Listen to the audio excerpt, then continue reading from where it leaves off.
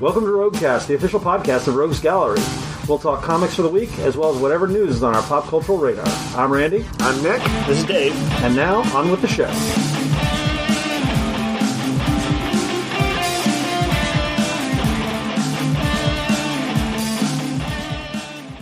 Hello and welcome to Marvel Snap headquarters. It's what it feels like it's become.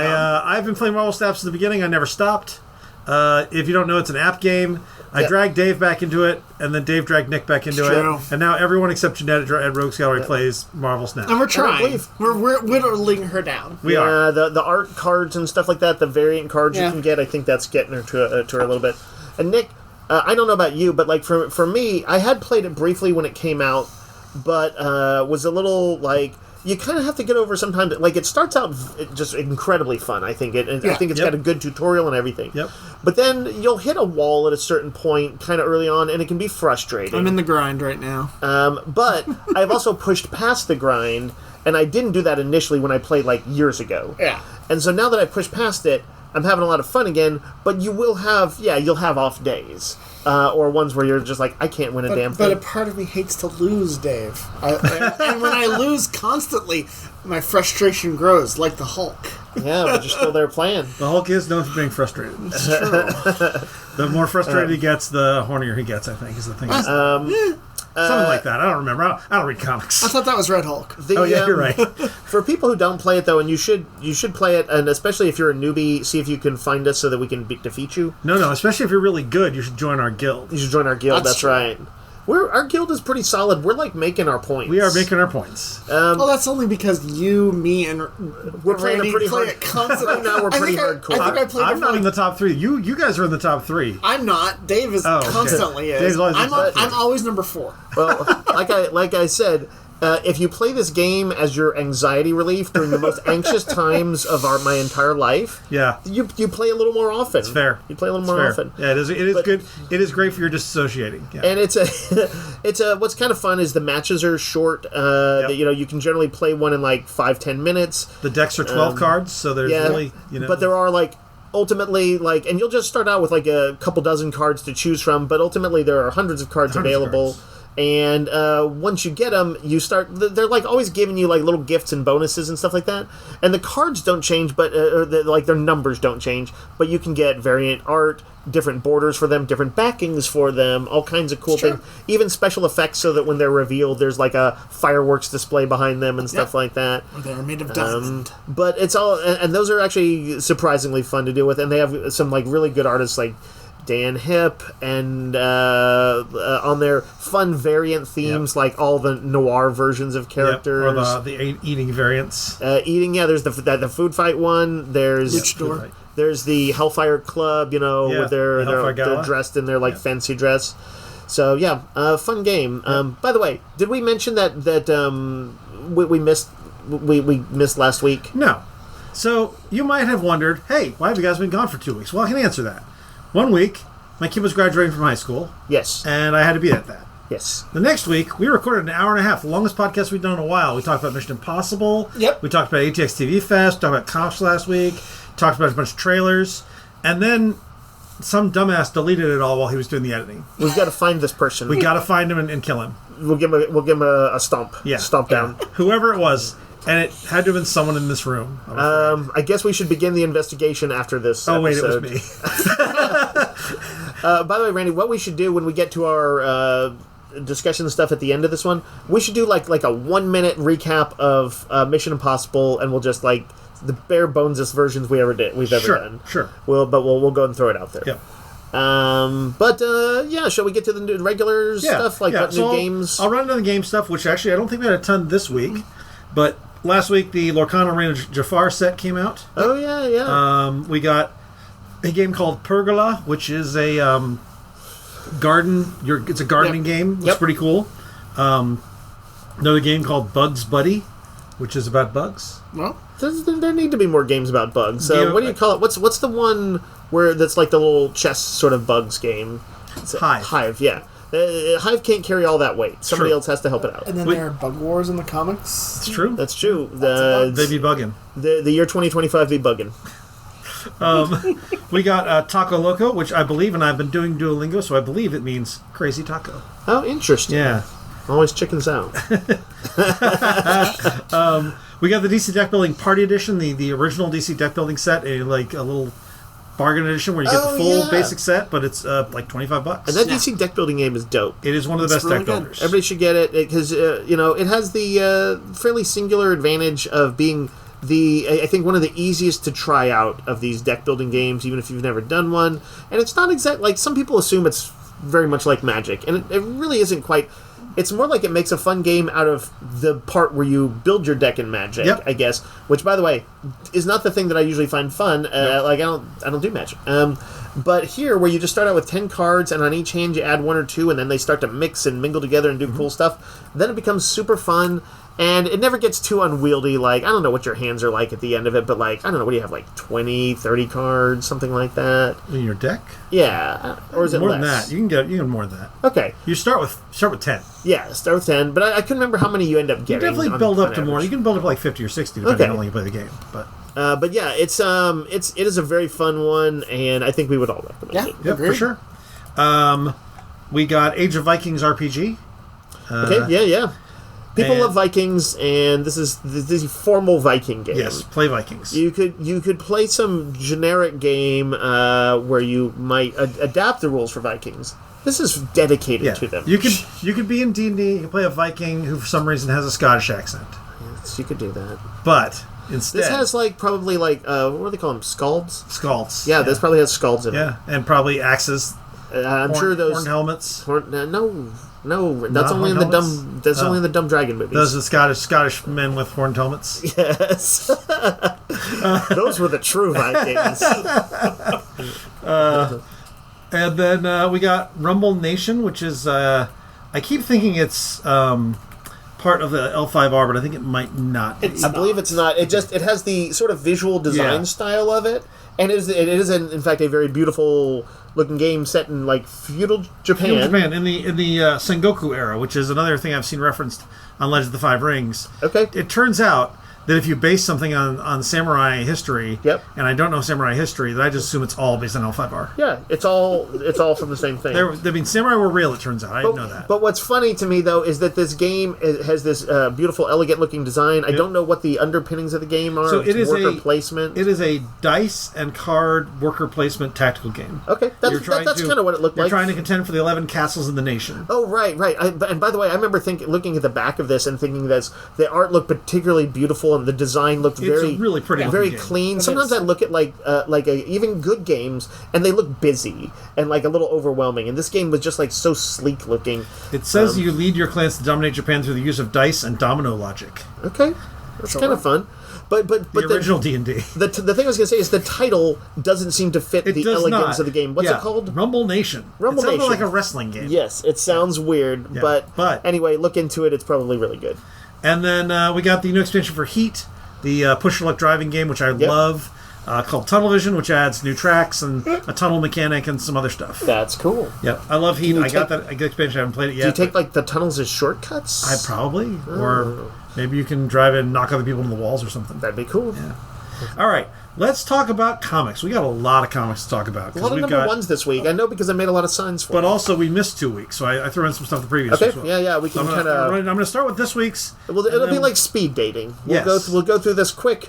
We'll determine whether we want to date a given comic or not, and then we'll move on. We're going with? Yes. What are our categories? With someone want to date, someone we see long-term potential with, and someone we never want to see again. Yeah, okay. I think we can go with that. I think we can go with that. All right. Let's start with Death of Silver. I'm not going to rate all these comics. That's a terrible idea. No, it's a terrible idea. Death of Silver Surfer. This is people are anticipating this because you say death of a character, people get excited. Yes. It's true. And I actually do not know, is this kind of out of continuity? Is it not? I'm not 100% sure yet. It's written by the dude who did Greg Pak, who did World War Hulk and Planet Hulk back in the day. His two of the most iconic modern Hulk runs. Created Amadeus Cho. Yep, and he's I think from his afterword, he's like a big longtime Silver Surfer fan, and he's a fan of both like this sort of angsty, sort of introspective days from like the Stanley, John Buscema comics early on in like the 70s, as well as the kind of more action-oriented stuff. Randy, how would you encapsulate the plot? This is interesting. It's actually there's some kind of Bureau of Alien Neutralization, which I guess is a U.S. thing. And they have a big space. Basically, it sounds like something we would do. It does. Pak has created a new, he's added some more stuff to the universe here. He's got a sort of a xenophobic anti-alien organization. There's a woman, a new character named Kelly, who has a battle suit who works for them, and she's basically an alien hunter and seems very, very enthusiastic about her job. Maybe she is a bit of a bigot. She hoodwinks the Silver Surfer early on and really messes with him. Yep. And he's trying to be such a nice, cool dude. He is. And she's like, I trapped you. So basically, they're trying to get her to kill Silver Surfer, and he's like, but I don't want you to kill me. Yeah. And that's kind of what happens in the first issue. But from the title, I think they might meet again. Yep, and there's also there's some other multi-plot things going on. Yep. I thought the art was quite good. Yeah, it is. So Silver Surfer fans should give this a shot. I was weirded out by how little Silver Surfer was in this. It's true. I feel like there was more than there was that miniseries a few years ago that was entire. He had 2 pages. Remember with the family that he's definitely in this a lot. There was Silver Surfer Black, and he was on every page, and it was Cosmic Chaos. That's true. That one was the one where it was you took mushrooms, and then read a Silver Surfer comic, and sometimes you were the Silver Surfer. That's true. This one is a little bit more grounded. Right. This is with some parallels to our. I was just surprised world. he's not the point of view character. This new character. That's true. I feel like he gets a decent amount of time. Oh, he gets. I mean, he's in a lot, and there's some interesting stuff with it. It was not what I was expecting. Right. No, that's bad.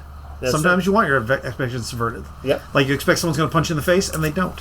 Yep. Remember when you lost the podcast last week? That was not a good unexpected. Oh no! But what I meant was I was going to potentially punch you in the face after that, but I didn't. Oh, that is a pleasant surprise. Subverting expectations. Subverted. Okay, New Avengers #1, which up until recently was titled Thunderbolts. Just like the movie, spoilers for the end of the Thunderbolts. They flipped on us. This is a fun issue that basically sees Black Widow recruit Bucky.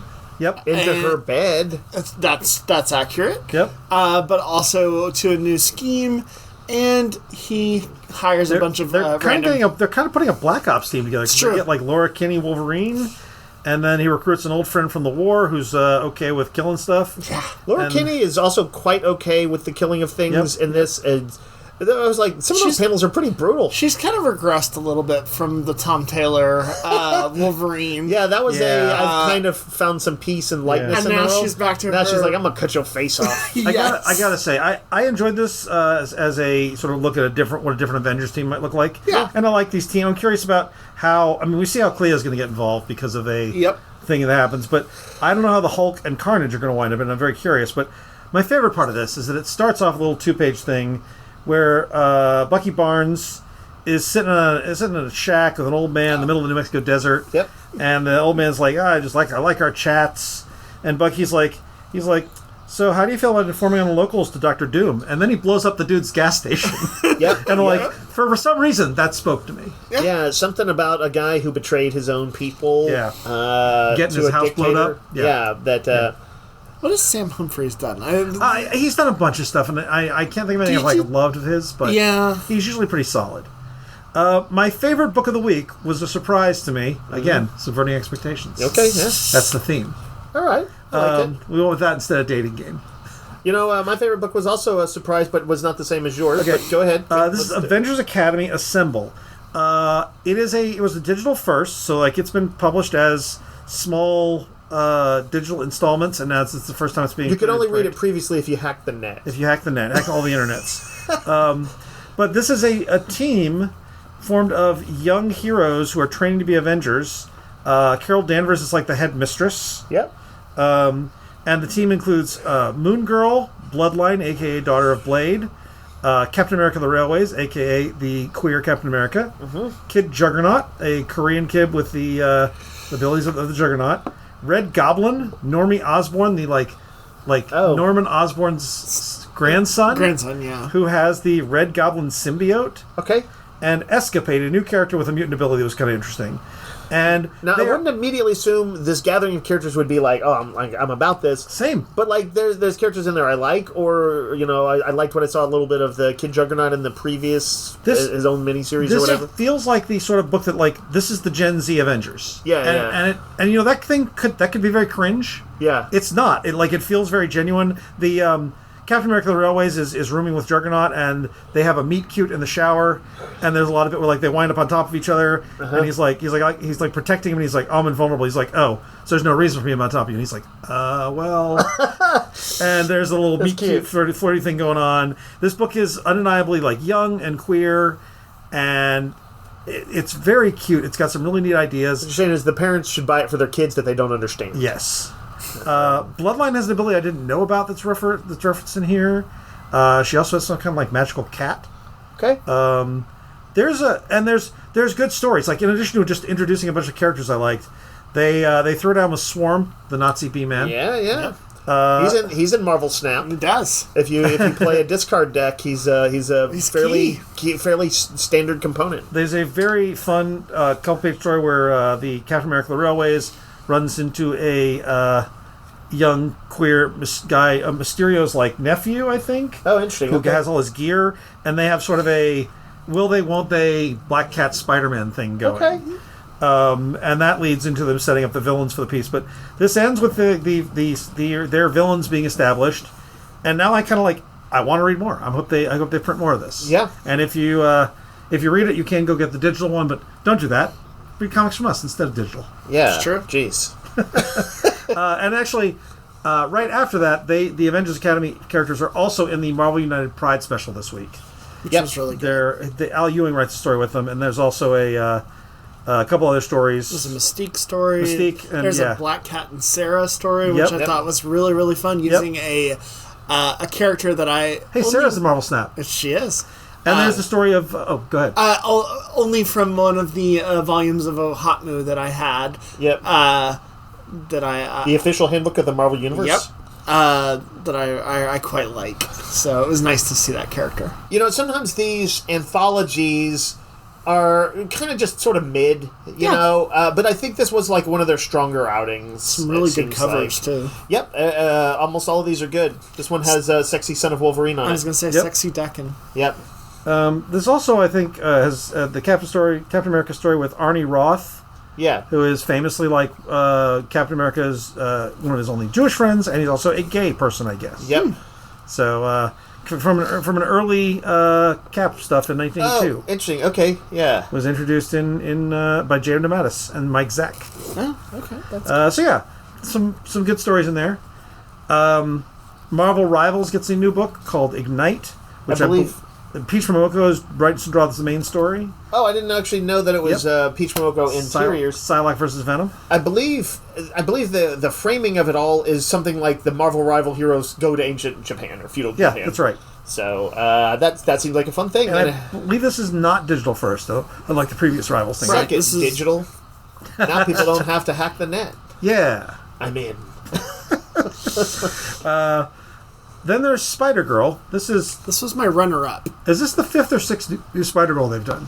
There's been many Spider-Girls. Yeah. Arguably, like, this should be a sucky book. It should, but it's fun. Pretty good. It's pretty good. She's got neat abilities. Yeah, she's a mutant. She's got cool power.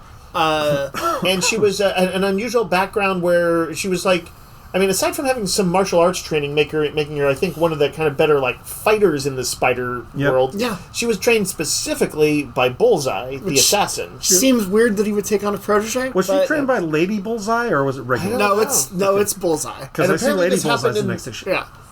This happens in the pages. It happened in the pages of Spider-Boy that Dan Slott was writing, which I know that you've periodically read, Randy, and have liked some of that stuff. I really liked it. It's kind of a YA, in the same way that Avengers Academy is like aimed at a different audience. Yeah, Spider-Boy. We had a lot of kids coming in reading Spider-Boy. Yeah, that's true. It was a kid hero that they could relate to. Yep. I just thought there was an interesting use of a villain. Yep. I thought the art's super good. The art is super good. I think it's like some of the best art of the week. It's really nice. She has kind of that quipping nature. Yeah, but in her own tone. There is a difference between her and like Peter or Miles when there's a quip. She's almost like using kind of like made up words and stuff like that in a really kind of fun way. It also reminded me a lot of like was it Scorpion series? Yeah, that was like that is a very forgotten series, but it was a good and Gravity. It kind of is like there's like good youthful heroes that are going to be forgotten. Man, I miss Gravity. Did he get killed? I don't remember. It feels like something that it feels like he would have died in Avengers Arena. Which was, by the way, for people who didn't read it, that was like their answer to like the Hunger Games or Battle Royale. But you can bring characters back if their death was sucky, or even if it wasn't. But I'd say this is one to try. I enjoyed this quite a bit. I think I told you guys off mic earlier that there was a dad who was in with his son and daughter the other day, and the son was there to pick up Spider-Boy, and they noticed that we have a new comic box with Spider-Girl's this image from the cover on it. And they asked about that, and I was like, "Oh, that's coming out next week." And so he's going to come back. He's picking up that for his daughter. So the son's reading Spider-Boy, daughter's reading Spider-Girl. I'm sure they'll both read each other's comics too. And I was like, "This is very adorable." And so, like her costume, it's another good design. I think I think these Spider-Verse movies kind of help them up their game in design. Yeah. Because like the Spider-Girl from back in the day that was like, what was it, Maddie Hayes? Maddie something? Yeah. I think Maddie Hayes maybe It's a little bit meh, and I feel like they've been getting better. The baggy pants shouldn't work, but they do. Maddie Franklin. But she was Spider-Woman, not Spider-Girl. Alright, whatever. Yeah. There's also been many Spider-Women. Yeah. In One World Under Doom, we got One World Under Doom this week, but also there's a new spin-off of the Runaways. Yep.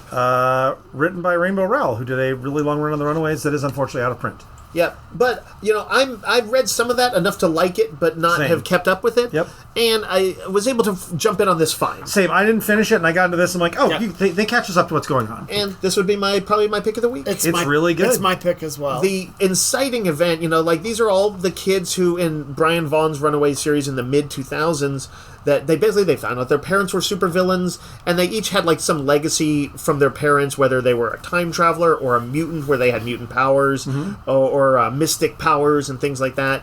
Or a tech savant. What's that? Or a tech savant, because that's what the... Oh, yeah. But yeah, they've continued to be kind of on the periphery of the Marvel universe. It's kind of like their big story was told, but like Nico has like kind of showed up somewhat frequently in magic-based Marvel stuff. She's in Marvel Snap. And she's in Marvel Snap. And she's and Peter's best friend in my friendly neighborhood Spider-Man. Oh, that's right. Yep. But the inciting incident for this one is that during the One World Under Doom thing, Doom sends out like these Doombot legions to reclaim any wayward Doombots, which has happened. There's ones that have gone undercover, they've been disguised, and the Runaways have a Doombot. There is something hilarious about the way the Doombots show up. They're like, we're taking you in. They're like, I am Doom. Every Doombot thinks he's Doom, which is a great gag that was introduced. I don't know. That's probably a Stan Lee gag. Probably. It's been there for everybody. The way it's played here is great. Yep. I like getting the updates on all the characters of what's going on. The art's super good in this, too. I also like to see Gert back. Yeah, you know what? This is one of those cases. Come back. Yep. This is one of those cases where I think they use time travel.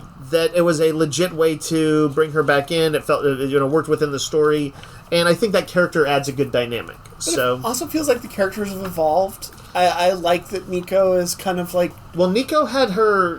What were you going to say? You like that she. I like that she's progressed as a character, even though she's lost her staff.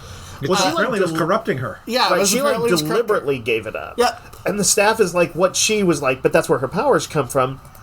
But in this, they're kind of challenging that. Somebody's like, come on, the staff was the gift from your parents, but they were also magic users in general. And I'm like, are there no other ways you can access magic? Is there anything else they might have taught you? Right. And so looks like it's going to lead her down a path of doing some more looking into her magical heritage, and I'm like, that seems like a cool thing. And then the random characters that have been added on, like the Victor Mancha joining the team, and the otherworldly Gibberim guy. Gib. His name is Gib. Yep. He just basically short for Gibberim. Yep. He just kind of sits in the anteroom of their hideout. and there's a sort of a surprise in the last few pages too. But this was really good. It was fun. And they really need to put Rowell's Runaways back in print. Put it in hardcover. Big hardcover. We'll get it. Didn't you hear us? Yep. Yeah. So okay. I'm going through my list of stuff and what I've got. Okay, Giant Size.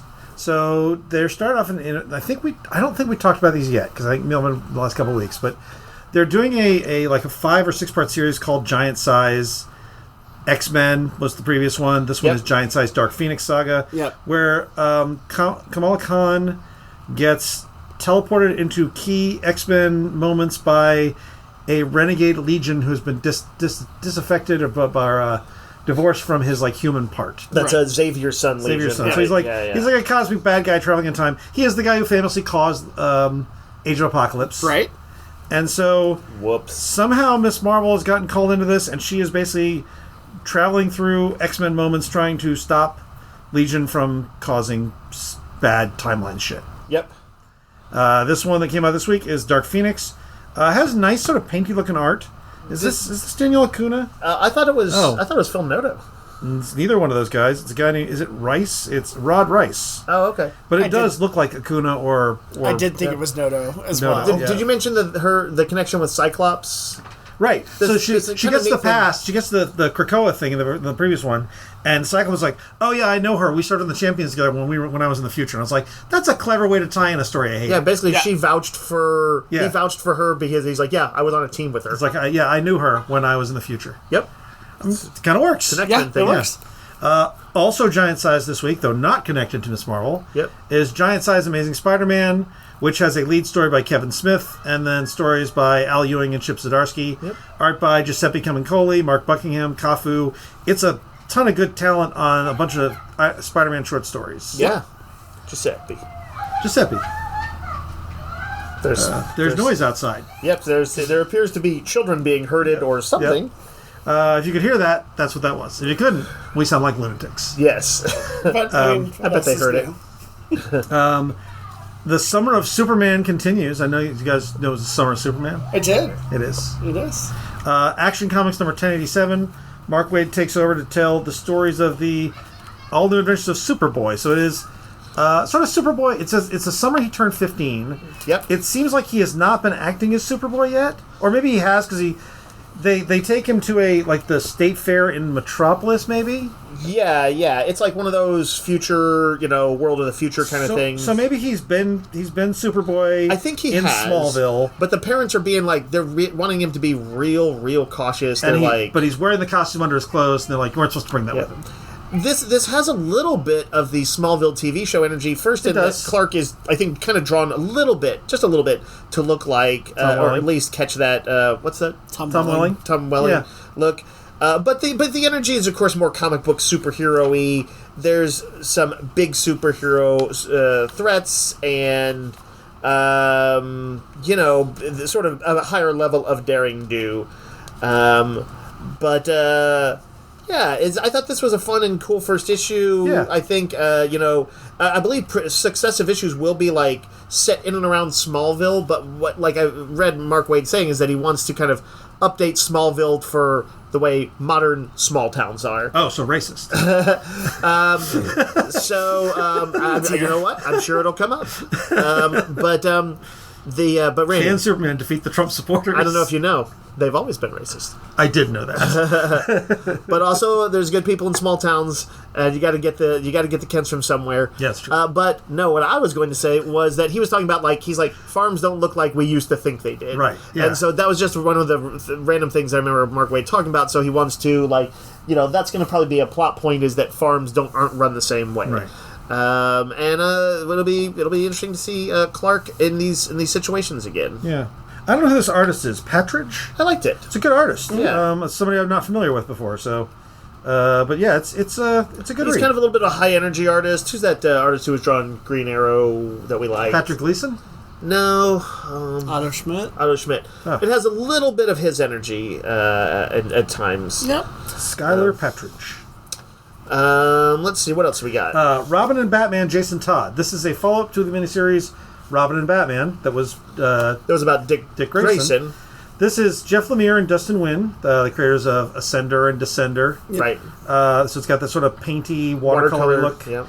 And this is about the troubled Jason Todd, the troubled Robin. Yep. As he's maybe a little too violent and a little too gung-ho, and Batman is trying to keep control of him.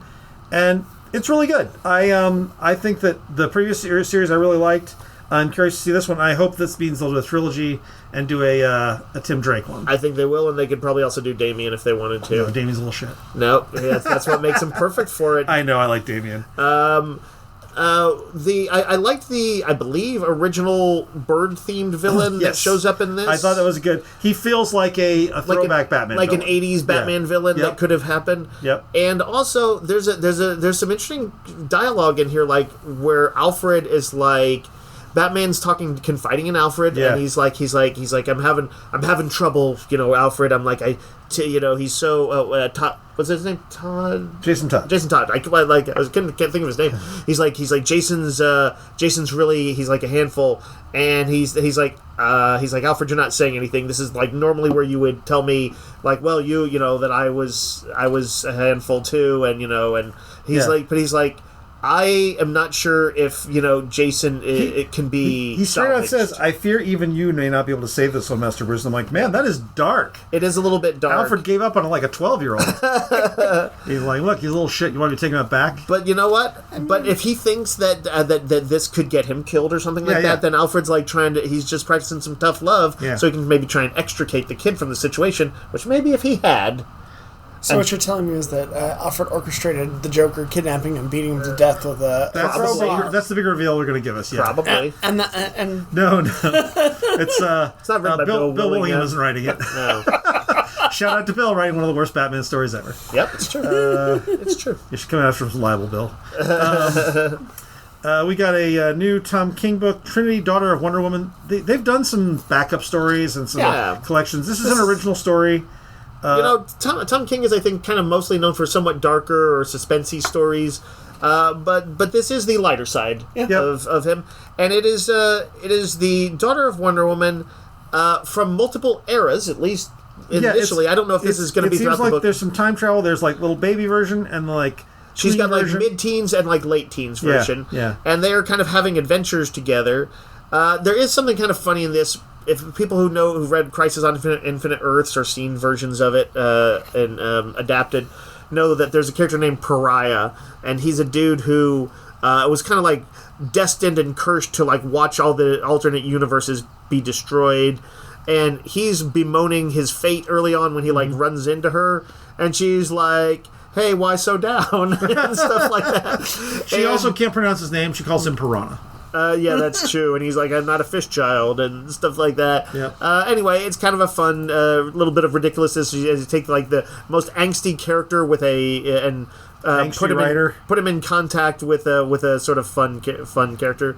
Anyway, also there is a flying corgi in this. There's a flying corgi. There's a lot of corgis in this. You should be we worried. pray corgis. for its health because Tom King kills animals in every book he has a history of animal killings in his comics. In his comics, yes. To be clear, yes. His comics. I mean, I don't know about the. We don't know about the robot, but we're not saying Tom King kills animals. We're saying we can't know. We're saying there's a pattern. The Umbrella Academy returns for third series, I think. Fourth? I mean, they had that one miniseries that was about the... That other creators were in on? Death guy. What's his name?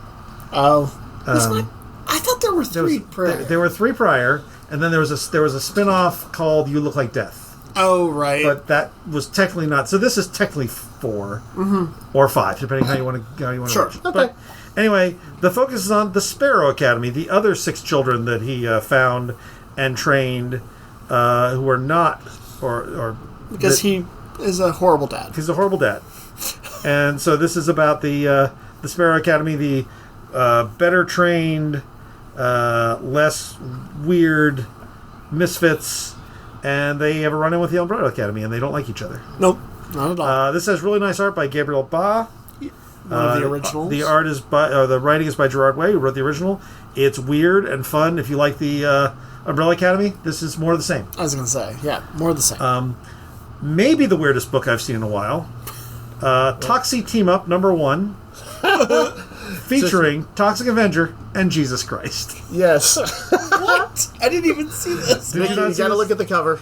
Oh, so it is exactly what Randy said. This is Mark Russell writing, of course. Oh, yeah. Jesus Christ is there. They have a book. This Ahoy Comics does this. They have a book called Second Coming, which the whole idea was that Jesus comes back in the modern day and is treated poorly and doesn't get it, and is kind of a sad sack as he realizes that the world is terrible.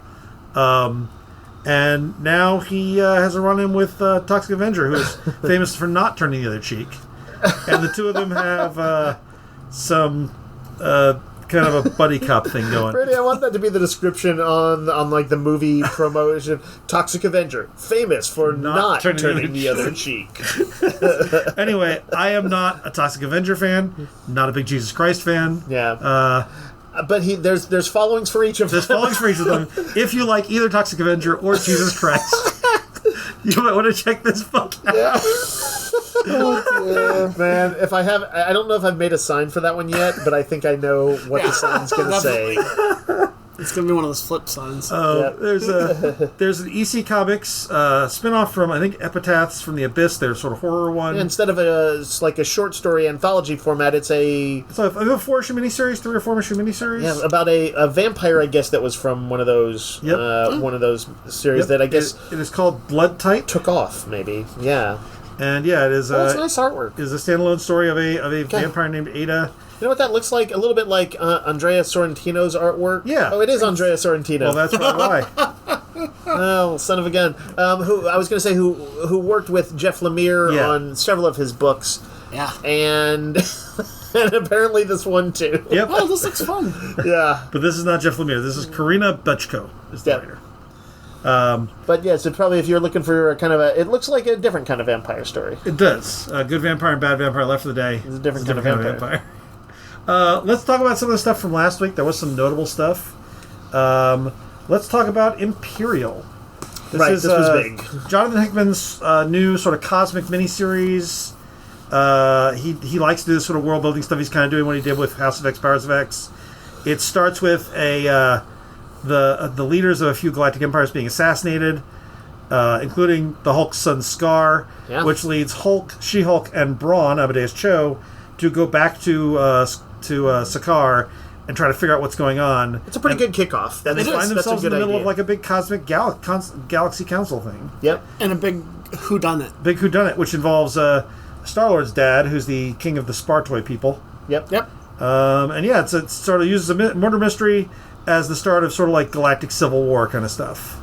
Yeah, I think people who've been missing sort of Marvel's cosmic side are probably going to dig this, or who are Annihilation, all that kind of stuff. Hickman's world-building fans and stuff like that. That's also its own big audience, and I think obviously they probably already are reading it. I'm not always the biggest Hickman fan, but I like this first issue. But if you like Gladiator and the Shire Empire, or Ronan the Accuser, or guest appearance by the Chimelians, the horse people from Power Pack, that was fun. There's got to be at least one person They're like in that.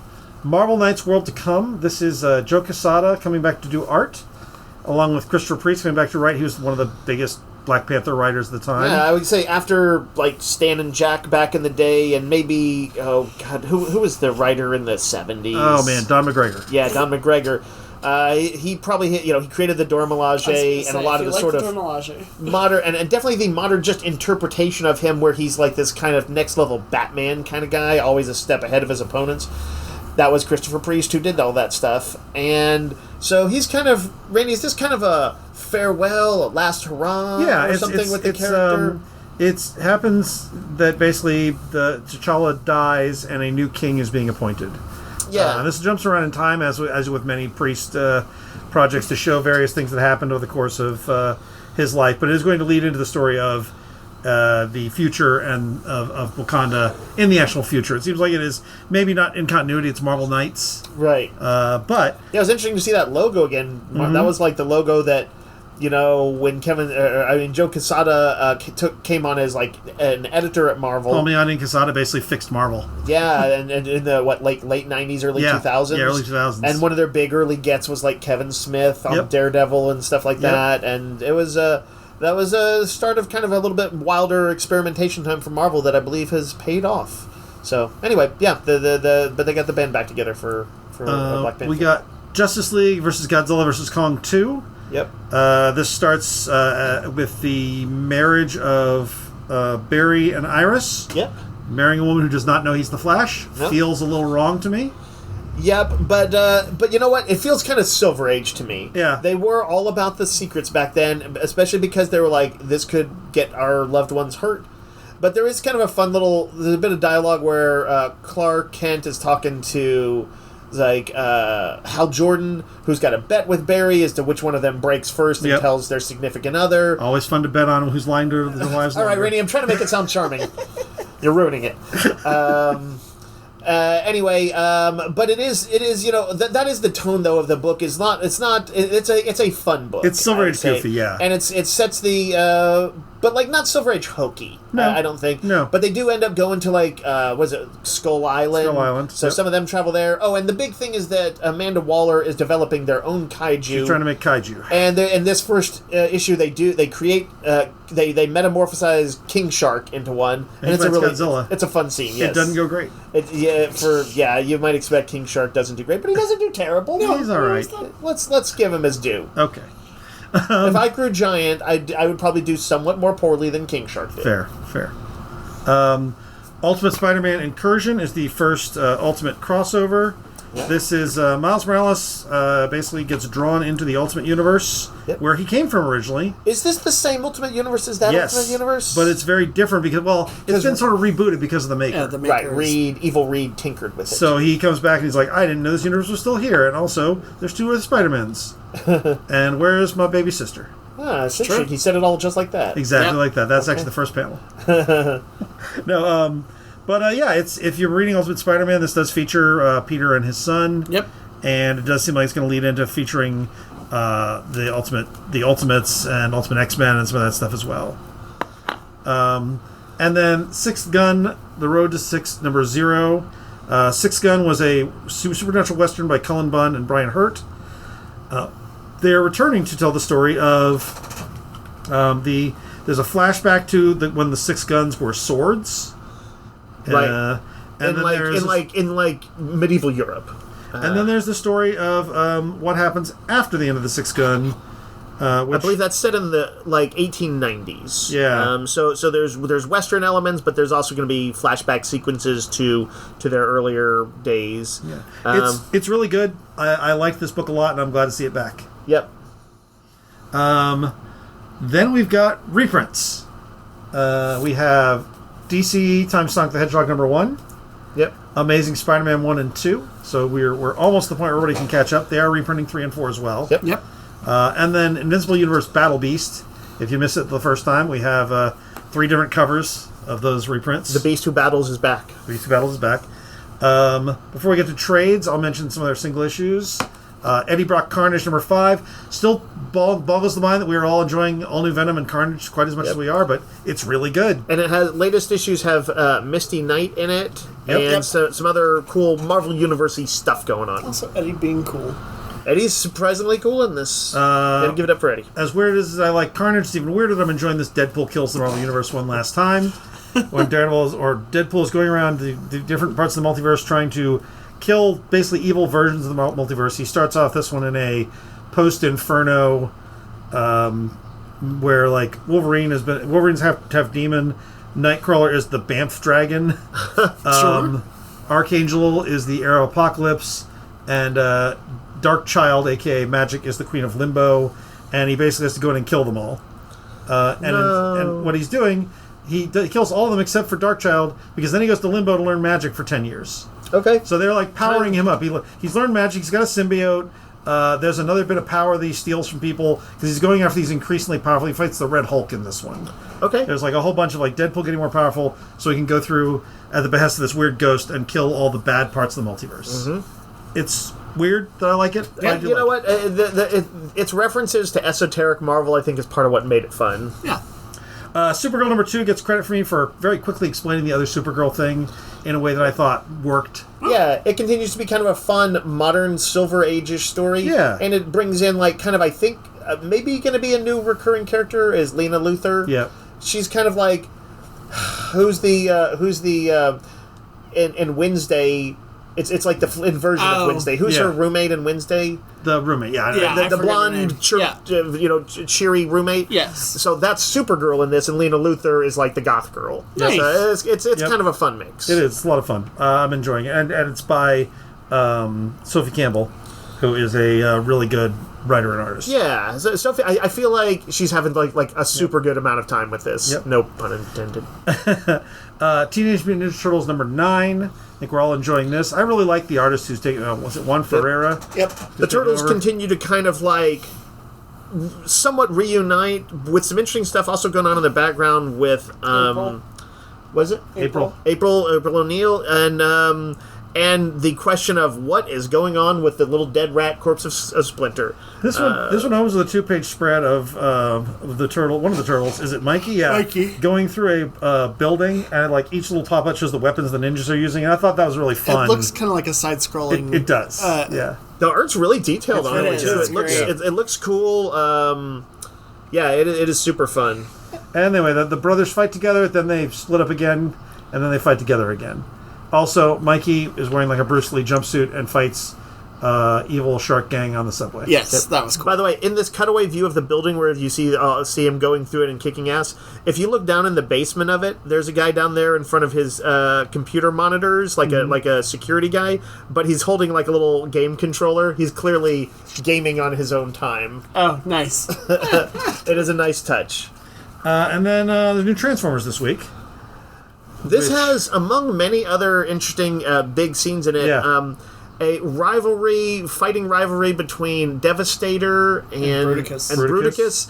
And Superion coming from the Autobots side of things, coming in to say, "Hey, don't forget about us." All the combiners get to fight. But yes, you cannot stop Megatron. There's also Megatron gets to rule overall in this in a lot of ways. There's also a really overt G.I. Joe crossover, which I was surprised by. Yeah, and a good one. I really like that. That was my favorite part of the issue, to be honest, and I wish there had been more of it. My only problem is that I don't want Flag to be a dick.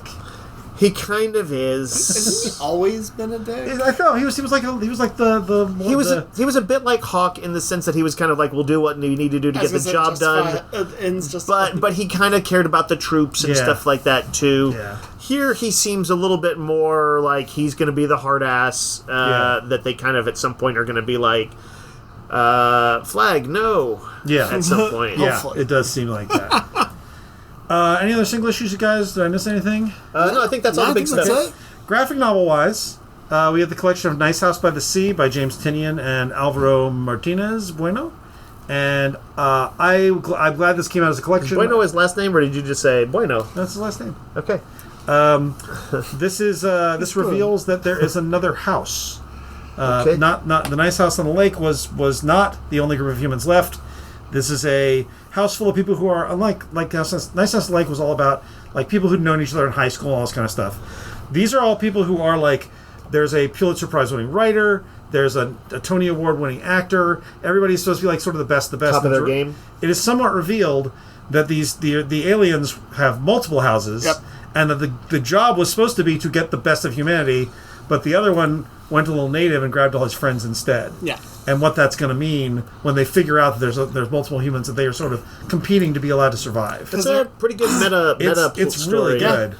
And like I know the other thing is like with James Tynion is like he is really good at individual scenes. And the moment-to-moment writing so the moment-to-moment character stuff and interactions and rivalries and all that stuff. I picked up the hardcover of the first one a couple of months back, and it was a spectacular. And if we didn't say like this is a horror comic, like first sci-fi horror, yeah, for sure, suspense sci-fi horror, There's also it rhymes with Takei, which is George Takei's biography of his life. Yeah, he's previously wrote the one they called Us Enemy, which is about his time as a kid in the internment camps in California. Yep. This is about him being a young man, a young actor, figuring out that he was gay and having to stay in the closet until he was like in his 60s. Yeah, and sort of what it meant to him to come out and what it meant to him to be in the closet. And there's a really good story about Leonard Nimoy supporting him and the other people supporting him. It goes through his time with Howard Stern. It goes through his time where he became sort of a gay activist late in life. Yep. It is really, really good. It's really heartfelt. I really enjoyed reading this one. That's awesome. He's always seemed like a cool dude. And then we got the Black Badge Complete. This is the sort of G.I. Joe of Boy Scouts, right? Yes, it is. Jeff Lemire? No, Matt Kent. No, Matt Kent. From Boom, they got a collection of all those. The Pop Manga Catitude coloring book. Sure. Which is a coloring book with cats. With attitude. That's why it's Catitude. Serena was flipping through that yesterday, and I was very impressed with the artwork in it. Star Wars Life Size, which we got the Pokemon Life Size. We talked about that. Basically, it's just pictures of Star Wars stuff at the size of the book. Right. So there's like the wheel of an X-wing or something. Right, or a close up of R2-D2, and you're like, okay, he's actually a little bit bigger than you might think. Here's a lightsaber. You can put your hand next to it and see exactly the size of it. That kind of thing. Vader's helmet. Like basically all this stuff from Star Wars lore kind of just makes it real in a fun way. Yeah, it's fun. These are fun little books. They're good.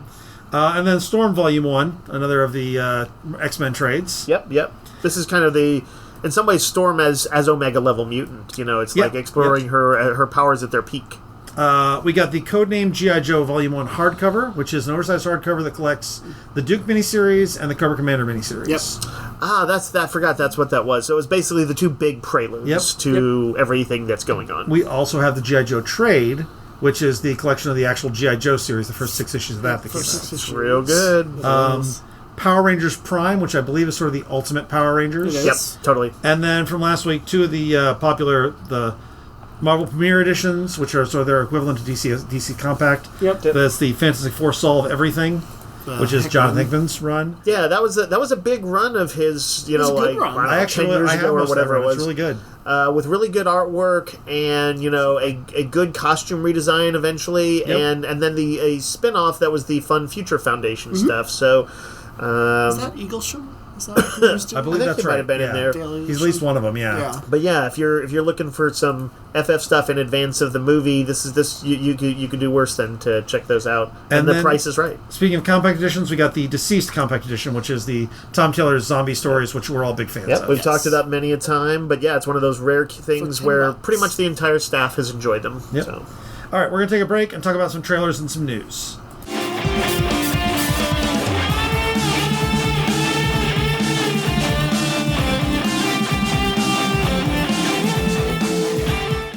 All right, we're going to talk about some trailers. There were some good ones, some notable ones this week. A few flops. A few flops. I feel like maybe one or two. Let's talk about Wicked for Good, the second Wicked movie. Yeah, real quick, I think we all liked Wicked, right? Yeah, quite a bit. Yeah, pretty good stuff. And the second part, incidentally, I've seen Wicked before, like at the theatrical production. Oh, at the theater. Yeah, at the theater. I do not remember it. No, I remember I really enjoyed it, but I don't remember how it all plays out. This was like 12, 14 years ago, something like that. A long time. Ye olden times. And so I know it's dark. I know sad things happen. Yep. But I don't know exactly how it all plays out. Do glad things happen? Do rad things happen? Glenda things happen. Let's see. But I think this is a pretty good trailer for it. It's very emotional. They showcase some of the music without seeming to like. They were never like trying to hide it was a musical, but there's trailers that kind of cover up the music a bit, and this one doesn't. Show Jeff Goldblum being an asshole. Like Jeff Goldblum as the wizard. Yep. Really doing it as always a good job. Yeah.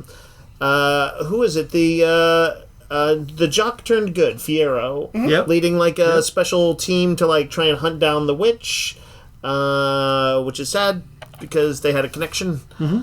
And what else do we see in this one? A lot of flying monkeys. Flying monkeys. A lot of Elphaba and Glinda. Yep. Kind of like a sense of, hey, we had something special, and now it's this is it. Yeah. Though, so there's a lot of emotional. We also see Dorothy and her friends. Yeah, that's pretty big. Interestingly, reminding me of the illustrations in the original book, where the lion is like more like a real lion, and also he's a talking animal, which the wizard didn't like. That's true.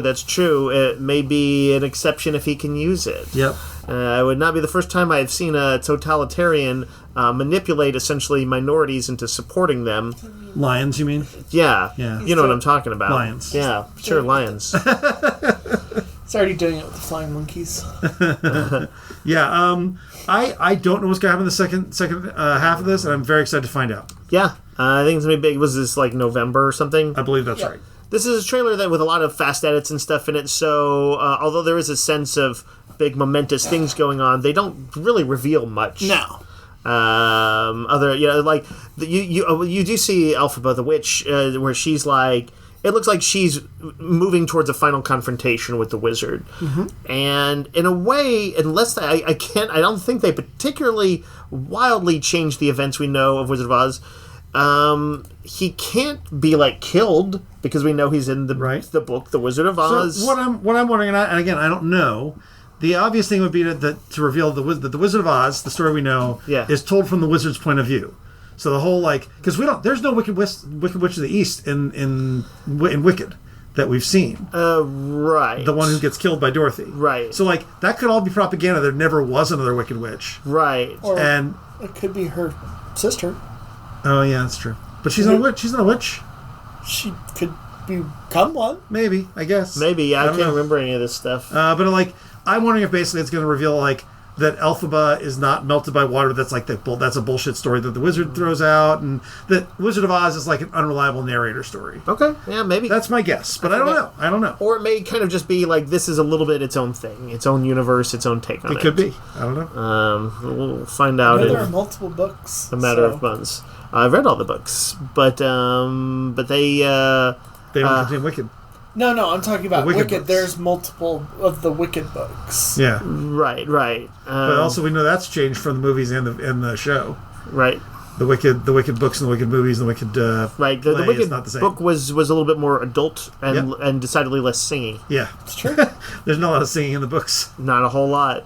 They didn't have a sound chip. Every once in a while, it's just pretend this paragraph is sung. There's a little note in off to the parentheses side. to the tune of Beautiful song goes here. Sad song goes here. We saw the trailer for Alien Earth. This is the Alien show on FX by Noah Hawley. I feel like we've been talking about this for 80 years. Noah Hawley takes a while to develop stuff, but Noah Hawley has never missed, not once. Okay. He's missed. What? With what? That one theatrical movie he did with. Okay, the TV. Okay, I forgot he did a movie.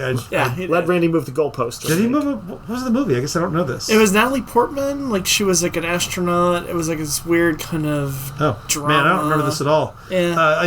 On his TV stuff, he has not missed once. The Unusuals, which I've not seen, Nick, but I know you like. It's really good. Every season of Fargo's been really good. The 3-season Legion show he did was really good. He is one of the few people I would trust. You say he's involved, I will watch whatever, including Alien, which has been, let's be fair, a little uneven. Yes. To the point where I would not... actually, the TV show was the one thing I was looking forward to, and then out of nowhere, Romulus was suddenly good.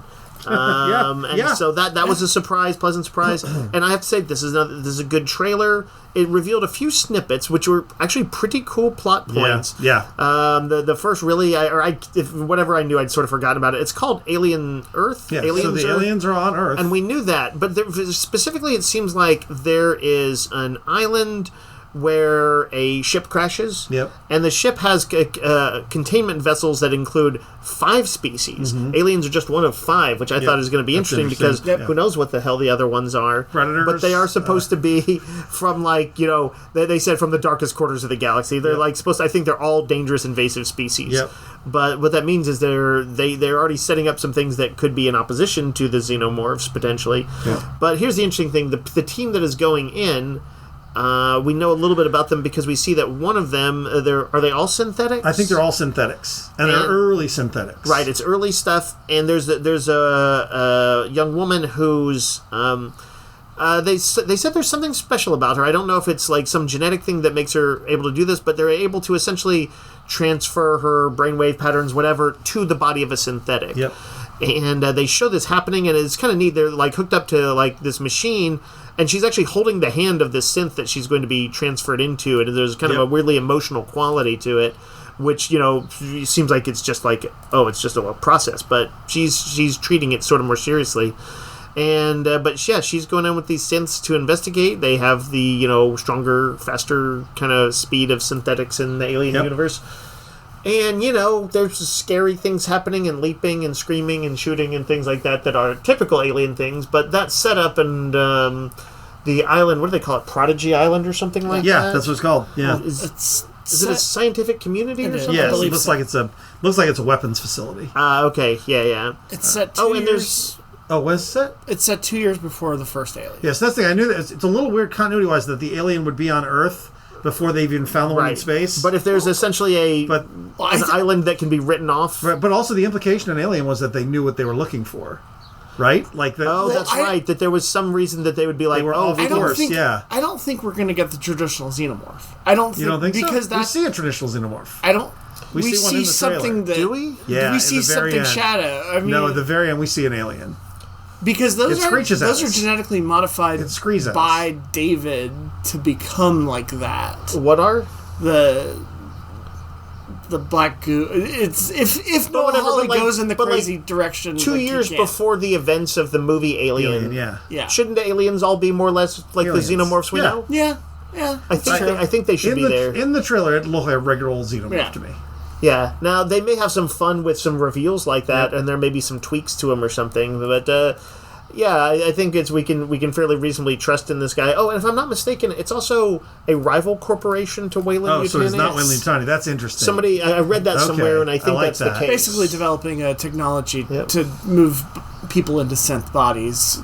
That's their thing. That's their thing. Okay. And basically, elongating life. That's interesting because there's going to be essentially multiple factions in this. Because I imagine I bet there's a sleeper agent or something like that from Weyland-Yutani in there. And we know that the threats themselves, the 5 creatures, who knows what they're going to do, but they're not going to be on anybody's side but their own. Predator, Stitch, right? Marvin the Martian, E.T. and E.T. E.T.'s going to go fast. I don't think we see him, or if we do, we glimpse him, but I know Timothy Oliphant is going to star we do see him in there, yeah. And he's one of the ones that they got from the far corners of the galaxy? Yeah, no. They found a Timothy Oliphant just comes out. Hi there, ladies. I would accept that if it was Walton Goggins. Yeah. Fair. And What's going on here? Alex Lothar, who played Nemec on Andor. He is one of the main characters. Nice, okay. Cool, nice, good. That guy's getting some more good shots here. But this is a good trailer. I'm very excited for. Yeah, it's a trailer that gives away very little. What stuff it does show is very cool and evocative. So it's not too far out. First up, it airs in August. Oh, okay, all right. Star Trek: Strange New Worlds coming in July, right? Yeah.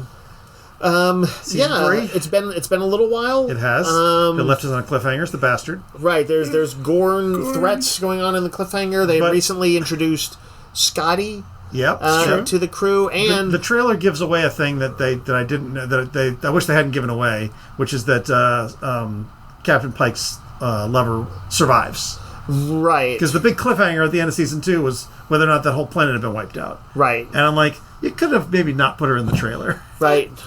It looks like she plays a much larger part. It looks like she's going to be maybe added to the crew, yeah. And even though we know that she survives, how she survives will be the interesting thing. I guess. She could be in a synth body. We don't know. She could be a synth body. Or put into Stitch. Let's see. I think this trailer just kind of... There's a kind of a little bit of a Trek positivity energy going on there. This is like a family adventure, family, stuff like that. I'll say this: I remember the second season trailer was a little goofier. This one has a little more of that J.J. Abrams actiony energy, which I feel is unfortunate, but it looks good. Right. I'm counting on them to have the stories there that are underpinning it, and they're just not that's not how you build the trailers initially. But let's see. They did show us Patton Oswalt as a Vulcan. Yeah, who gets pranked by Spock doing the high five. This is why all the Vulcans hate Spock. They're like, he's a dick. He's half. Yeah, they're like, he's half human as a dick. We were right to have beat him up as a child. That's true. Vulcan logic extremists. Yeah. Man, I'm still waiting for the return. I want what's his name to show up. Sybok. Sybok and what's her name? Angel? Captain Angel? Yeah. Captain Angel, yeah. Again, I feel like they could do some super cool stuff with them. One of the cooler things in this is that it looks like they're going to continue to use Kirk because eventually, of course, he is the handoff from Pike. Yep. He's going to get the ship, and so we're going to see him kind of continue to have early interactions with, Spock, Uhura, Scotty now. Yep. And they're slowly building the entire crew of Kirk's Enterprise. Yep. Yeah. But yes, it was kind of, this is a fairly action oriented trailer. I don't know if there's anything else big I noticed it other than lots of special effects, lots of things like that. But it looked good. I thought the energy was strong on it. Yeah, I'm excited for it. This is my favorite Star Trek show other than Deep Space Nine, and I'm super excited to have it back. And then we saw the trailer for Dracula. Right, so this is Luc Besson, creator of such awesome movies as The Professional and The Fifth Element, and... Resident Evil. What's that? Resident Evil? No. No? I think he only produced that. Oh, you're right. He married Mia... How about the movie Lucy? Lucy. Listen, Nick, we're talking about the good stuff. Valerian and the City of a Thousand Planets. What was his earliest one? It was remade as Point of No Return, but it was Nikita. La Femme Nikita, yeah. Dogman, but not the Dogman you're thinking of. Oh, interesting. He did a French film called Dogman for 2023. His heyday was something like 1989 to 1999 or something like that. Correct. And then it's kind of... He's produced some kind of fun stuff like The Transporter, but like it's been kind of like not a great movies. He produced Taken. Taken, sure. If it's in France, he does it. He's a French filmmaker. Yep. So anyway, the weird thing about this, it has his sort of visual lushness. It's a take on Dracula, but it's weird how often it seems to reference the Francis Ford Coppola Dracula. Visually, especially, but like in little bits and pieces of story. The plot where Dracula, very specifically, like in medieval times, like turns his back on God because God killed his wife, or whoever they're fighting did it. And so now he swears revenge or forswears God and becomes like the first vampire. Is a part of this. He even looked like in silhouette, maybe at least. I couldn't quite tell in our light saturated viewing here of the trailer here. It looked like he had the big hair of Dracula. He did look like the big hair of Edward. Not Edward Olmos. What's his name? Gary Oldman. Gary Oldman, yeah. Very old man. Very old man. The most it has going for it, I think, is that it is one of the interesting things I thought about Nosferatu, which looked like it was like 100 times better than this movie, and I really like Nosferatu, was that it was kind of overtly set in stylized, but in Germany. Yep. And this is decidedly set in France. There's some noble types you see who have like the big crazy wigs, like the tall powdered white wigs. And all of that. So I know Luc Besson will be having some home territory fun with it, but I can't say that this trailer was making me think I need to see this. No. Well, it's being released in France, so you're probably not going to see it anyway. So they will be subjected to it first. We can see what they say, and if they're alive... It does feature Christoph Waltz as priest. It's just as priest. So it says. Okay. I will say his last good movie was in 1997. That is correct. It's been a little bit. He made 3 good movies. He made La Femme Nikita, Leon the Professional, and The Fifth Element, and everything else... It's all iffy. Oh, man. Iffy at best. Right. But the good ones are really good. The good ones are really good. So, do you think Dracula's going to be a big comeback? No. Not at all. Definitely not. I, just interested enough that I will kind of watch to see how it's received. Okay. Just in case. You never know. Sure. Big news that we have not talked about on the podcast, at least not the ones that you guys have heard. Deadpool Batman is coming out. It is going to be there's two one-shots. This is the first, and so far as we know, only part of the Marvel DC comic crossover. They said something else is coming, but they haven't said more what it is. Right. But it is Grant Morrison and Dan Mora are doing the DC one. Right, you remember them as the team from Claus, the Santa Claus hero adventure book. And Dan Mora has been doing great work on, Justice League Unlimited lately? Isn't that him? Nope, that's Mark Waid. With Dan Mora? Oh, I thought you said Grant Morrison. No, Dan Mora. Okay.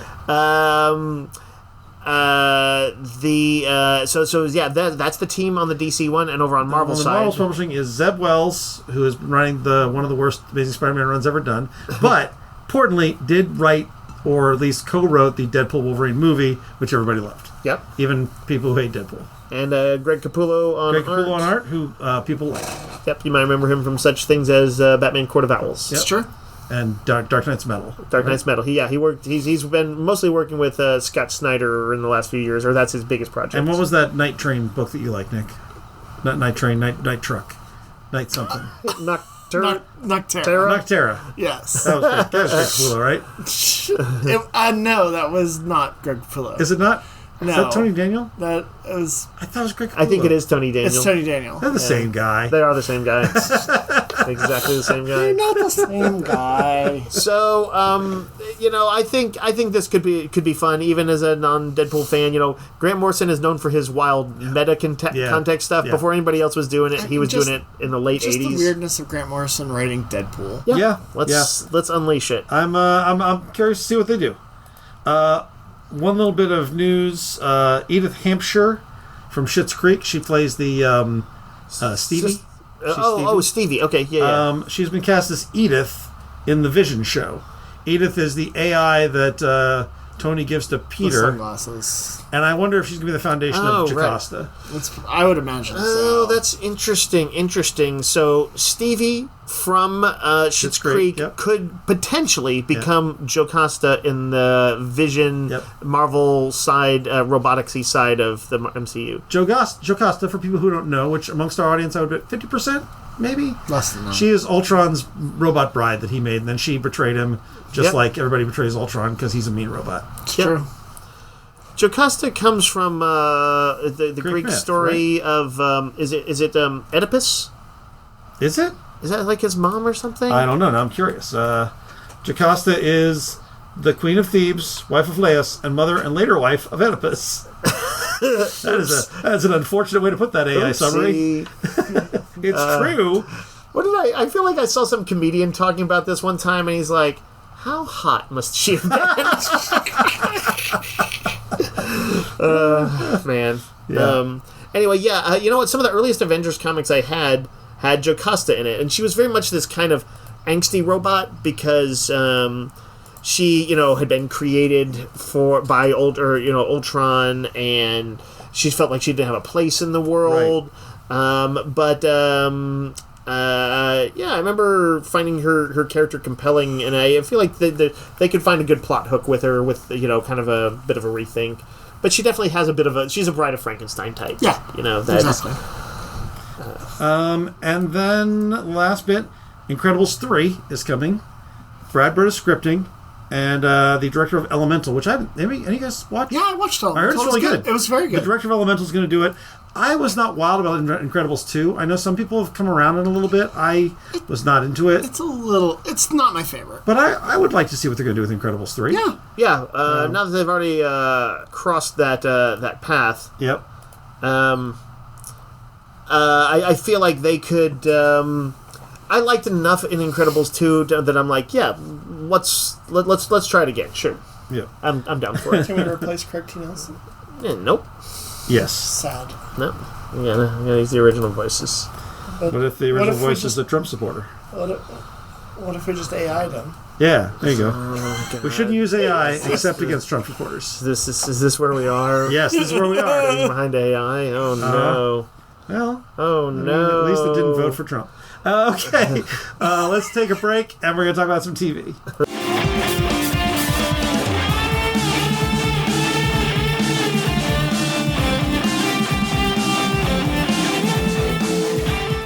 All right, so first up, and I'm going to keep this spoiler light because y'all have not watched it yet, but I watched the Predator Killer of Killers animated movie on Hulu. This is directed by Dan Trachtenberg, who did Predator Prey, and which was pretty good. As promised in the trailer, it's a Predator story across 3 timelines. It starts with a Viking, like grandmother, essentially. Okay. Her son.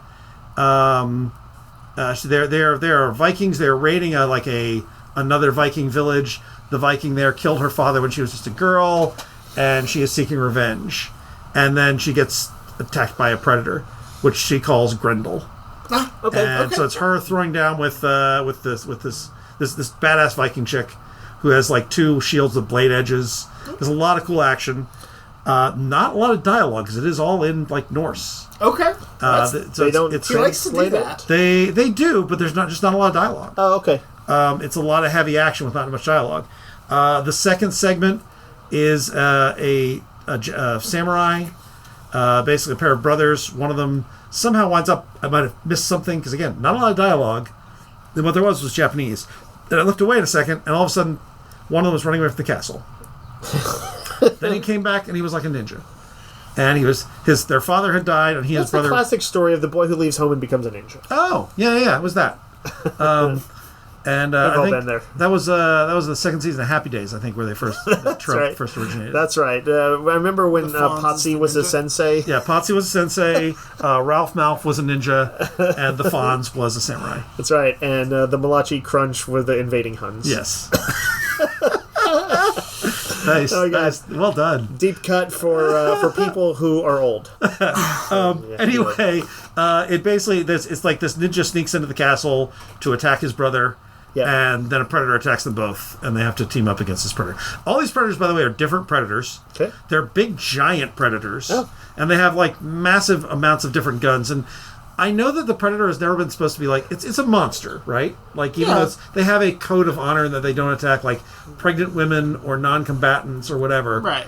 But they're basically... They rip out spines. They are... Essentially, like, it's like if a hunter was hunting deer with a bazooka. Like, they've got laser weapons and high-tech armor and all this stuff. And they're not concerned about being fair. Yeah, they're not fair. You know, I think that, like, that one Predator in, like, the first one with Arnold was probably like, oh, wow, finally a challenge from these guys. Yeah. But prior to that, he was just, like, on a kill spree. He was like a creepy, rich trophy hunter. Yeah. And the third is set in World War II. And there's a pilot or a mechanic who wants to be a pilot who basically gets his like homemade plane up to join the squadron. Yep. And they have an aerial battle with a big predator ship.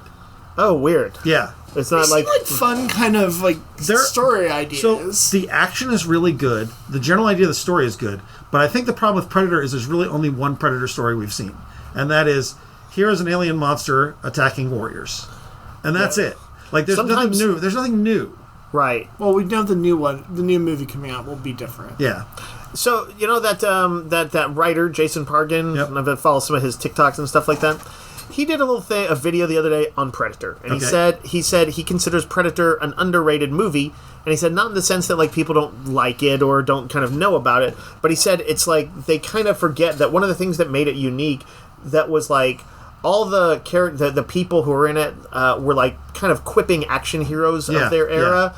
And it, like, completely inverted that by having them, like, do the first half of the movie where they are mostly kicking ass and taking out that guerrilla encampment. And they quip throughout that whole thing. And then they turn it on its ear by having the Predator hunt them. And suddenly... And he pointed out, like, by the end of it, when Schwarzenegger is flying off in the helicopter, he just looks shell-shocked. He's all covered in, like, ashes and stuff like that. And then he's like, and then there's even another inversion of that when they do the smiling credit sequence where all the characters kind of turn and smile to the camera. Yeah. And so that there was, like, a bunch of subversions in there. But I do think... Subverting in some expectations. Ways, yes, that was the... I don't know that there were really a lot of other stories to tell beyond that. I think that may be the issue. Is that, at least for me. They've done numerous stories. They've done comics. And they all seem to boil down to... The Predator looks great, by the way. The Predator's a great look. But it seems to boil down to, hey, look at this creature with high-tech weaponry attacking other people. Yep. What if it fought a police officer? What if it fought a samurai? Yeah. What if it fought a Native American woman? Yeah. And Prey was good, but I also do feel like, there's maybe... I'm maybe not the biggest Predator fan. Sure. And I think Alien is kind of the same way, to be honest. There's a little more stories to be told there, but you got to really dig into it. And I hope Trachtenberg has more up his sleeve with the Predator movie, Badlands, because this was okay.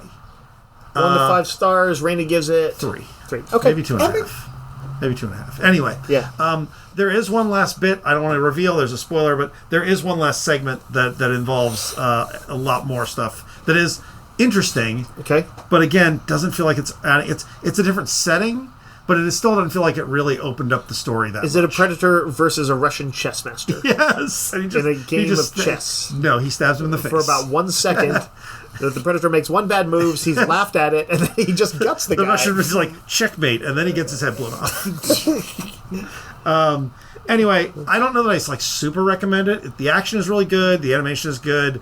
If you really like Predators... If you're one of those people who's like, oh, Predators are badass, you will enjoy this because there's a lot of Predators being badass. Yeah. But, I don't know. I was like, it's okay. I'm one of the few people who enjoy Predator 2, so, I like Predator 2 okay. Listen, we all were there when they made the first sequel to it, and it was kind of a novel thing at the time. Exactly. I haven't gone back. It gets bonus points Predator just 2. For being the first one to do it. I've rewatched it. It's a fun time. Okay. It's not. I don't think a perfect movie or a great movie. No, I know that. But Gary Busey is a lot of fun in it, and Paxton. Bill Paxton, Danny Glover. Yep. It's a good time. It's got a good cast. but it's just derivative. It's already derivative. Nick, you were talking about Section Q. Or Department Q. Department Q. Yes, Department Q, which is a new Netflix series based on a series of novels, kind of in the same way that Apple is doing Slow Horses, which is a series of novels. This is a series of novels that focuses on a British police officer in Scotland. Okay. And he, on a case, gets shot, injured. His friend gets paralyzed. So he's gone through trauma. He's going to therapy. And he gets saddled with a new department that is supposed to solve cold cases that have been lying fallow for years and years and years. Does the Q stand for question? No, they don't actually ever say what it is. Basically, the department is the upper echelon of the police department are using it to get new funds, but basically giving them no funds and taking it all for themselves, shoving them into the basement and not being very helpful, just using it as kind of political. We're doing this, but the main character is played by Matthew Good, who was in Gosford Park or not Gosford Park, the Downton Abbey, and a bunch of other stuff. Watchmen, yes. Played Ozymandias. He did. It is... The cast is a who's who of British and European television. Okay. Some Game of Thrones people are in there. But it's kind of it's a unique series because it's told from... There's a little bit of time jumps. There's like a flashbacks to things... I don't want to give away because it's a unique... You get the gist of it in the first episode. What is actually... Kind of the way Lost had its unique structure? Yeah, it's got a unique structure in the sense of it's telling two stories that will converge. Okay. But told from different timelines. Matthew Good does an amazing job as this character. There's he gets a non-police officer, but he worked as something in Syria as kind of his Watson. Okay. There are some Sherlock Holmes correlations. He is like the smartest man in the room a lot of times, but he's also popular formula. He's also the angriest and kind of a little self-centered. Okay. But an interesting character, not one that I would write off. He has a stepson that lives with him and a roommate because he needed more baggage. Sure. He's dealing with a new therapist that doesn't quite get him. There was a lot going on here. That I thought was really, really good. And it is created by, the guy that did... Why am I blanking? Scott Frank, who did Queen's Gambit and he's been like an unsung hero of the movie world because he's basically a fixer. He did that one that was like... He also did that one that was like The Janitor, but it was a heist movie. I forget what it's called. But he was Out of Sight. Out of Sight. I know he worked with Soderbergh, yeah. He wrote, like, Minority Report. Yep. He has been on, like, He's an insane amount of things. He's one of those guys you go to if you need your script fixed. Okay. Or changed. And, yeah, I thought this was a really, really good series. It definitely is kind of... Maybe they'll do more, but it is a self-contained 10-episode series that I think... Ultimately, could have been maybe a little shorter. It could have done like an 8-episode, and I think would have encapsulated everything you needed. Yeah, but I was very entertained by the entire. I did watch it all in one day because I'm an insane person. Well, they needed that extra episode for the chariot race. Yes. What's this streaming on? Netflix. Okay. And then I watched a show on Hulu, FX, called Dying for Sex. Right. It's Michelle Williams is the lead. It's based on a podcast. It's actually about a woman who she had breast cancer. She survived that, and then a few years later, it starts with her finding out that she now has it is spread, and she's got incurable cancer. And her husband is kind of this. He basically is almost infantilizing her. He wants to like treat keep her healthy for as long as she can, but basically keep her home and not he's treating basically more like a patient than a wife. What's that short story? Yellow Wallpaper? You know this, Nick. Do I? It's kind of a suspense horror story, famous, iconic gothic story. I don't know if I do know this one or not. A wife who's considered to be dealing with sort of like some hysteria, as they would call it back then, and some illness, is confined to her room in her mansion by a husband who's well-meaning but infantilizes her. Yeah. And she sort of starts to slowly go mad in the room and see movement and almost Lovecraftian weirdness in the wallpaper. Okay, this is not like that. Okay, but it sounded like the husband was doing that. No. This is all in the first, 10 minutes of the first episode. Okay. Her husband, basically, what you need to know is that the husband is kind of he does not seem like a good fit for her. And she is like, I've never had an orgasm with another person. Yep. And she wants to have that. So she goes on sort of an adventure. She basically leaves him. Her best friend, played by Jenny Slate, who I love. She's a comedian. She's great. Yeah. She starts Community or something like that. She was on Parks and Rec. Parks and Rec. That was it. So Michelle Williams, basically, as she's going through these treatments that are basically trying to keep her alive a little longer, but she knows she's going to die, starts exploring kink and sex and living on her own. So a kind of a vision of kind of sexual exploration through the guise of desperation. Yeah. As she. But it's a comedy, but it's also a drama, and it would almost have to be. It's very funny. It is half-hour episodes. Yeah, it sounds like they constructed it so that it does not hang on the morose. Right.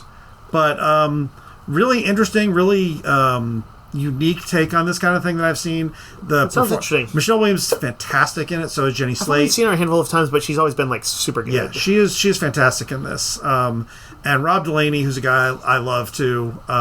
He's the American in Britain in almost everything he's in. Yeah.